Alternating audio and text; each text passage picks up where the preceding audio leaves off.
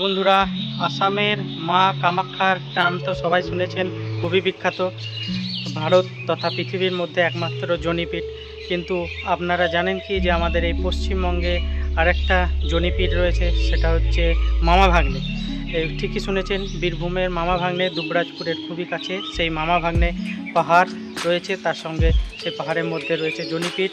সেই সমস্ত তথ্য আমরা আপনাদেরকে আগে ভিডিওতে দেবো এবং সমস্ত সেই জনিপীঠ আপনাদেরকে দেখাবো। তার সাথে রয়েছে পাহাড়েশ্বর মন্দির, সমস্তটাই আমরা ঘুরে দেখাবো। মামা ভাগ্নে পাহাড় সমেত জনিপীঠ এবং পাহাড়েশ্বর মন্দির। তো অবশ্যই দেখতে থাকুন, মিস করবেন না, স্কিপ করবেন না। শুরু করে ভিডিওটা।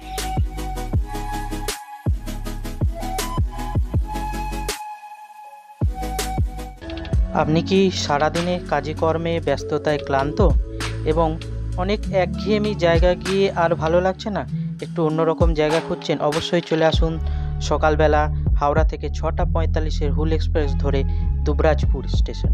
দুবরাজপুর থেকে টোটো ধরে 10 টাকা ভাড়া নেবে। চলে আসুন মামা ভাগ্নে পাহাড়। তাছাড়া পৃথিবী তথা ভারতের একমাত্র জনিপীঠ রয়েছে কামরূপ কামাখ্যায়, কিন্তু পশ্চিমবঙ্গেও একটা জনিপীঠ রয়েছে, সেটা হচ্ছে এখানে। সেই জনিপীঠ দেখতে এবং মামা ভাগ্নে পাহাড় সঙ্গে রয়েছে পাহাড়েশ্বর মন্দির দেখতে অবশ্যই কিন্তু ভুলবেন না। চলে আসুন দুবরাজপুরের এই মামা ভাগ্নেতে। এই মামা ভাগ্নে পাহাড়েই কিন্তু গুপিগাইন, বাঘাবাইন এবং হীরক রাজার দেশে দুটি খুব বিখ্যাত সিনেমার শুটিং এখানেই কিন্তু হয়েছিল। এছাড়াও রয়েছে 500 বছরের পুরনো শ্যামাঙ্গী কালী। সবই দেখাবো, ভিডিওটা দেখতে থাকুন। প্রথমে ঢুকতেই সবার চোখে পড়বে বাঁ দিকে এই বিশাল, সুবিশাল বলা যেতে পারে, পাহাড়েশ্বর শিব মন্দির। এই মন্দির এতটাই উঁচু যে বহু দূর দূরান্ত থেকে কিন্তু এই মন্দিরের চূড়া দেখতে পাওয়া যায়। এবার আমরা এই মন্দিরে আপনাদের দেখাবো। এই মন্দির খোলা থাকে সকাল 6টা থেকে দুপুর 12টা পর্যন্ত। এই যে দেখতে পাচ্ছেন, এই পাথরটাকে কিন্তু শিবরূপে পুজো করা হয়। এই পাথরটা কিন্তু কথিত আছে তিলে তিলে কিন্তু এই পাথরটা আস্তে আস্তে বাড়তে থাকে। তো এই মন্দির তৈরি হয়েছিল 2016 সালে। এই মন্দির তৈরি করতে খরচা হয়েছিল প্রায় 1.5 কোটি টাকার মতো। এবং আরেকটা আশ্চর্য বিষয় হলো, এই মন্দিরটি তৈরি করতে কিন্তু একটিও রড ব্যবহার করা হয়নি। তো এই সুবিশাল, এই যে দেখছেন বহু উঁচু এই মন্দির, এটা হচ্ছে জয় বাবা পাহাড়েশ্বর শিব মন্দির। এরপর আমরা আস্তে আস্তে পাহাড়ের গা বেয়ে বেয়ে আমরা, এই যে সুন্দর রাস্তা করা আছে, এই নির্জন প্রকৃতির মধ্যে দিয়ে আমরা চলে যাব মা কামাখ্যার সেই জনিপীঠ এবং মামা ভাগ্নে পাহাড়ের দিকে। দুবরাজপুরের এই মামা ভাগ্নে পাহাড় একটা দারুণ পর্যটন স্থল ছাড়াও একটা ভালো পিকনিক স্পটও কিন্তু বটে। এই যে পাথরগুলি আপনারা দেখতে পাচ্ছেন, এগুলো কিন্তু সবই ছোট বড় গ্রানাইট পাথর। এই পাথরগুলি কিন্তু চারিদিকে ছড়িয়ে রয়েছে। প্রায় 1.5 স্কোয়ার কিলোমিটার জুড়ে এই মামা ভাগ্নের পাহাড় কিন্তু অবস্থিত। মামা ভাগ্নেতে এই পাথরগুলি যে পড়ে আছে, আপনারা ভাবছেন কোথা থেকে এই পাথরগুলি এলো। হ্যাঁ, অবশ্যই ঠিক ভাবছেন। আসলে এই পাথরগুলি পড়ে থাকার পিছনে একটা সুন্দর পৌরাণিক কাহিনী রয়েছে। কথিত আছে বা কথায় বলা হয় যে রামায়ণের সময়, রামায়ণের যুগে হিমালয় থেকে রাম সেতুর জন্য যে পাথর লাগতো, সেই পাথরগুলি হিমালয় থেকে রথে করে নিয়ে যাওয়ার সময় এইখানে কিছু পাথর কিন্তু পড়ে যায় সেই রথ থেকে। তারপরেই কিন্তু এই জায়গাটি, সেই পাথরগুলি রয়েছে এবং সেটা এইখানে মামা ভাগ্নেতে রয়েছে। এবার আমরা ডান দিকে উপরে উঠব সেই মা কামাখ্যার জনিপীঠ এবং মামা ভাগ্নে পাহাড়ের উদ্দেশ্যে।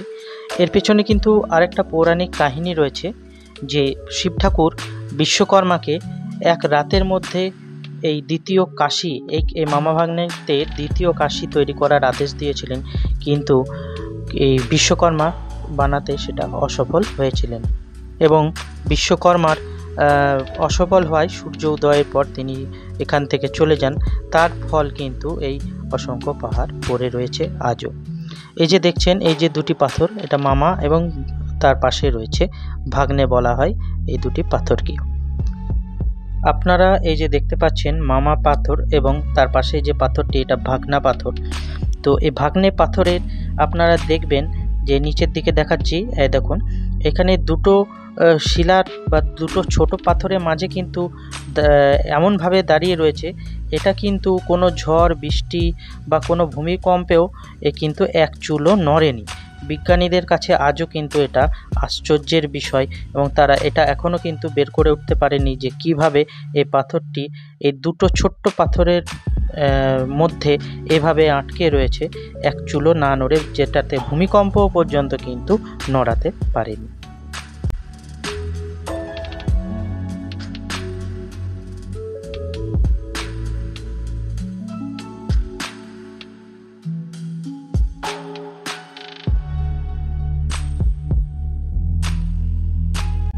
এবারে আপনারা দেখছেন এই যে মা কালী, এটাকে শ্যামাঙ্গী কালী বলা হয়। এটি 500 বছরেরও পুরনো এই শ্যামাঙ্গী কালী। এবার আপনারা দেখছেন মামা ভাগনাই পাহাড়ের মূল আকর্ষণ এবং মূল যেটা, সেটা হচ্ছে এই পাহাড়েশ্বরী দেবীর জনিপীঠ। এখানে স্থানীয়রা মনে করেন এটা শ্রী শ্রী কামরূপ কামাখ্যারই মায়েরই জনিপীঠ। তো এটা কিন্তু কোনো কৃত্রিমভাবে নয়, এটা প্রাকৃতিক নিয়মেই বা প্রাকৃতিকভাবেই এটা কিন্তু তৈরি।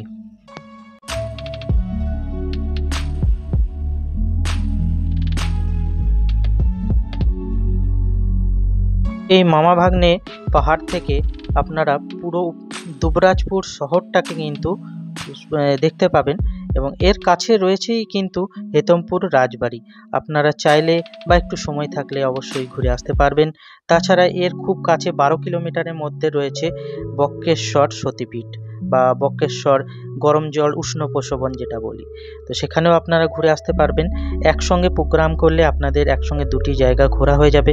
বা তারাপীঠ যাওয়ার পথেও আপনাদের দুবরাজপুর শহরে ঢুকে যাবেন। দুবরাজপুর শহরে মাত্র 10 মিনিটের মধ্যে আপনারা পৌঁছে যাবেন এই মামা ভাগ্নে পাহাড়। এখানে ঘুরে আবার আপনারা তারাপীঠ যেতে পারবেন, আবার ফেরার পথেও আপনারা দেখে নিতে পারবেন এই মামা ভাগ্নে পাহাড়।